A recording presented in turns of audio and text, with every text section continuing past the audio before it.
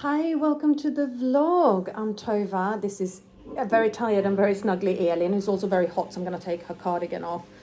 And she's going to have some water before it's time to do dinner. And I'm literally just jumping on to create, disappeared here, an intro to this vlog. I am doing the laziest form of vlogging at the moment. I am using footage from the last vlog that didn't make it into it, because honestly, this is self-gratification at the highest level. I want to use this footage because I am so proud of Alice, and it's just such a wonderful, I suppose, snapshot into her development and where she's at. But what I cut out of the last vlog, the playful evening one, was this whole massive section where Alice is retelling what she remembers from the story of the Hobbit that we're currently reading, and then she's reading out loud. And I wanted to use it because I want to save it for me. So it's purely selfish. But if you enjoy it, say hello, and always leave a comment. We love it. And don't forget to subscribe and hit the notification bell. And I also got a couple of shout outs on this one. One is for, I got a question from, and I'm so sorry if I don't pronounce this right, but the YouTube handle is Ernestine McRae, who asked how old Alice is. Alice is 7.5. And then Mickey Mayberry asked me to vlog again soon, and Katrina Davis asked me to vlog again soon. So I guess this vlog is for all of you. All right. Have a listen to Alice's version of what's happening in The Hobbit and hear her read for a little bit. Thank you. See you soon. Bye. Are you ready to read a bit of nighttime story? Do you want to read for a bit? No. Well, not right now at least. Actually, yeah, because I want to do it for the camera. Do it for the camera. Ow. Hopefully this doesn't make you little kids scared, because this Hobbit.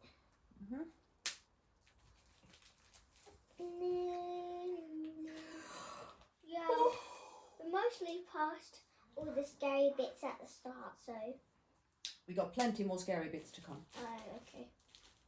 But I don't think we'll get to them tonight, though. No, not tonight. Tonight it will be good bits. Okay. So can I tell them about the story? Yeah. So at the start, the Hobbit the Hobbits were living in the house, and then dwarves came in. And they had a night with the dwarfs, and then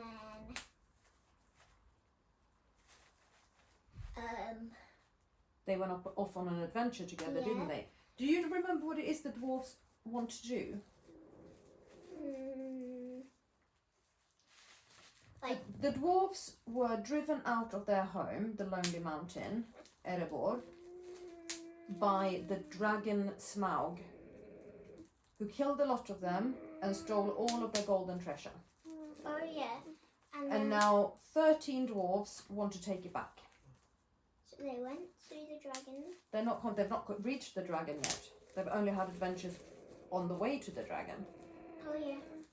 So, what was the start of the adventure?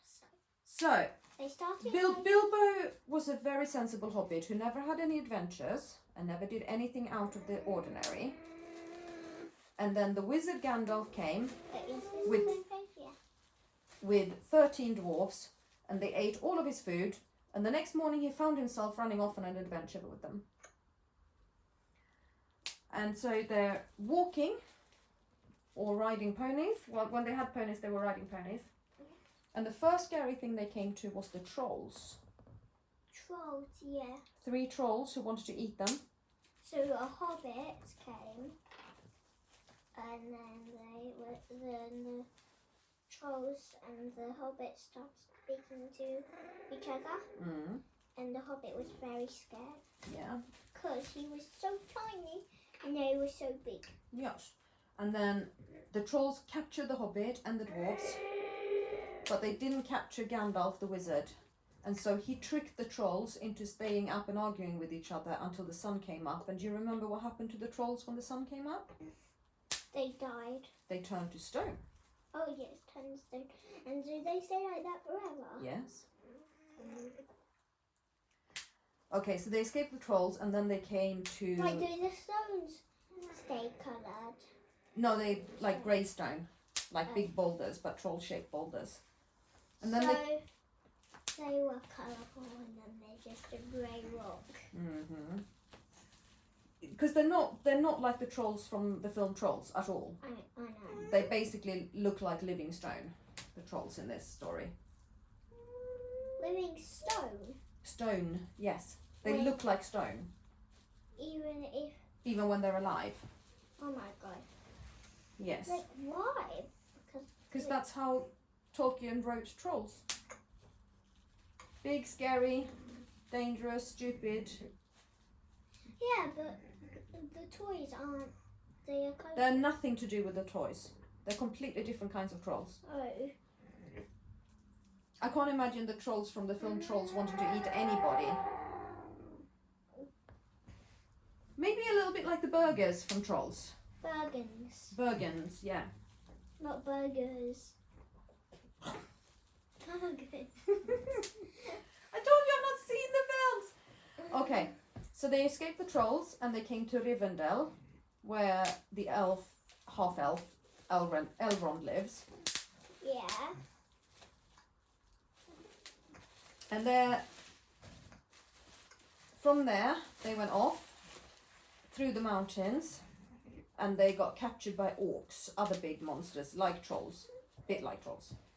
Other big monsters. Elin, please stop. What is wrong? What is wrong? Do you not like the recap of the story? We just want to speak to our YouTubers. Mm-hmm. So they got captured by the orcs. Bilbo got lost inside the mountain. And Bilbo met the creature Gollum and found the ring. The ring is important. No, so like all of them stayed in this cave. The others were sleeping, and then Bilbo was like lay on this hard hog thing, like because he couldn't sleep on the tiles. And then he felt this thing, this hoop thing, and then he kept it in his pocket. And then he walked out the cave, and then he suddenly fell into a lake. And then he met this Gollum. A goblin. Gollum, the goblin. And the reason why he's called Gollum is because he like chokes and he goes Gollum. Gollum. Gollum. Mm-hmm. That's right. Yeah, that's why he's called Gollum. And they played a game of riddles. And also Gollum was sitting in a boat talking to the ring. Yes. And do you remember what Gollum called the ring? Yes. My precious. That's right. You said to me that he called himself my precious. I think it's the ring that's precious. He calls himself precious as well. But the Bilbo he calls thief. Thief Baggins. Thief Baggins. We hate it forever. Oh my goodness. I cannot do that voice today. I've talked non-stop for 10 hours today. Like that actually made me scared during the story actually. That was, so she stopped. So they're out of the mountain, they have escaped from the orcs. And they escaped, and Bilbo escaped from all the trolls. No, not trolls. Orcs? No, goblins. Bilbo Baggins. Mm-hmm. He escaped, and then all of them were in a tree. Yes. They walked to the tree.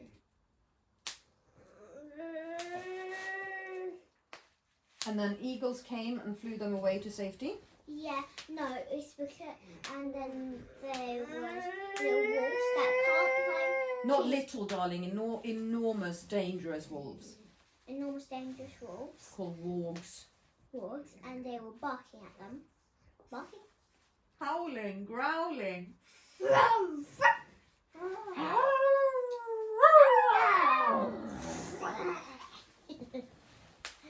And they were growling at them, and then the goblins came. Orcs, darling, they're orcs, not goblins. I was wrong. Alice was right. It was goblins. You said goblins during the story. I think they are there are goblins and orcs, but the orcs are much bigger and much more dangerous. So the orcs can climb trees, and they set a fire around the tree. And then it went closer and closer and closer. And then it went on the trees that the dwarfs and hobbit And wizard. And wizard was it. And then these eagles came to rescue them. And then they slept in the tree for the night. No, on a cliff.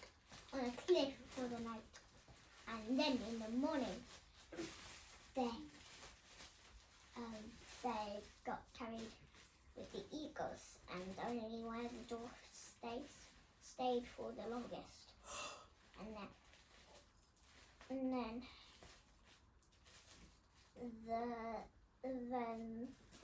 the hobbits went to see the what's his name?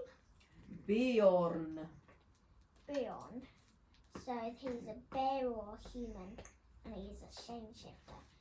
So he can like shapeshift into like anything. I think. Into a bear. Only a bear. Yeah. Then he's not a shapeshifter or anything. Well, from man to bear, and from bear to man, he changed. He's a man bear shapeshifter. He's a man bear change shifter. Yes. We're just recapping the story to our friends. I know. Okay. Just and then the eagles flew the hobbit, and then he doesn't really like dwarfs, so. No, Hobbit likes. Oh, you mean Bjorn doesn't really like dwarfs. You're right. Yeah, and so and then they were waiting outside in his garden, and then they were talking him through the story as well. And that's where we are now. Yes, and then Mummy told me what would happen next. Yeah. So little by little, eagles are taking. No, not eagles. The eagles have gone. They've taken all the dwarves to outside of Bjorn's land. Yeah, but not the dwarfs. Yes. Oh. So little by little. So the dwarves are waiting outside Bjorn's garden. I don't remember that part though. Yeah, they are. Just trust me. The dwarves are waiting outside. Can you do that? Can you do that bit though? Because I don't remember. Okay. I must have fell asleep.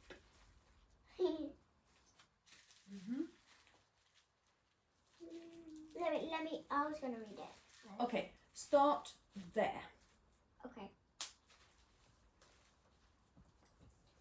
After a while, they came to a belt of tall and very and Ancient oaks, and beyond these, to high thorn hedge, through which you could neither see nor scramble.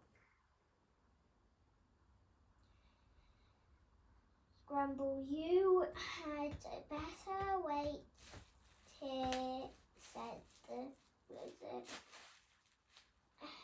to the dwarfs, and when I call or whistle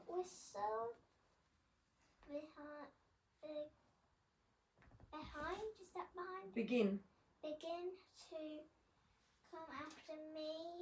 You will see the way I go, but only in pairs. Mind, about 5 minutes between each pair of you. Bomber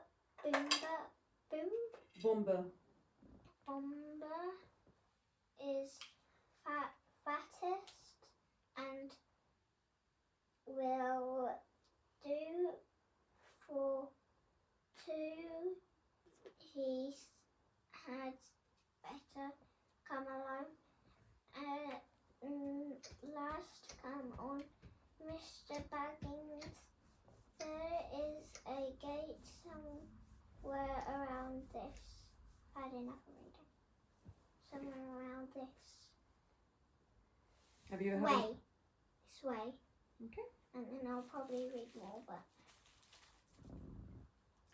And with that he went off along the hedge, taking the frightened Hobbit with him.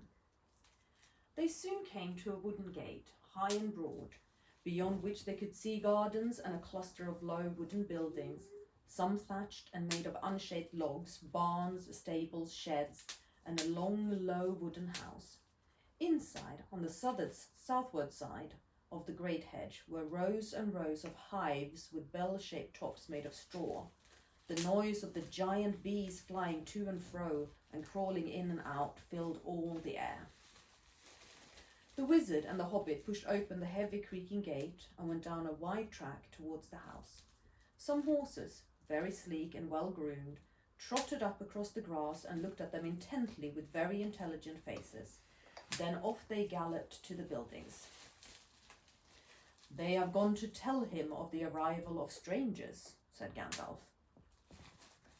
Soon they reached a courtyard, 3 walls of which were formed by the wooden house and its 2 long wings.